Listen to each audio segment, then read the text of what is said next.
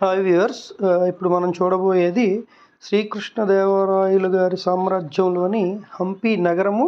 ఆ హంపి నగరంలో కొలువుతీరిన విరూపాక్ష స్వామి దేవాలయం యొక్క ఆలయ ప్రాంగణం చూసారా. ఈ ఆలయ ప్రాంగణం ఎంత పెద్దగా ఉందో.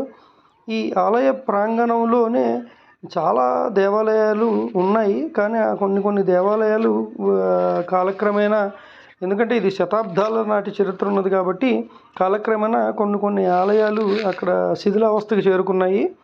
నెక్స్ట్ ఇప్పుడు ఈ వెనక్కి కనిపించేదే విరూపాక్ష స్వామి దేవాలయం యొక్క గోపురం అన్నమాట ఇది. నెక్స్ట్ ఇది వచ్చేసి సప్తస్వర మండపం. ఇది సప్తస్వర మండపం అంటే మనం మ్యూజిక్ పిల్లర్స్ అంటాం కదా, ఆ మ్యూజిక్ పిల్లర్స్ ఉండేది ఇక్కడే. ఆ ప్రాంగణం కూడా ఎంత పెద్దగా ఉందో చూడండి.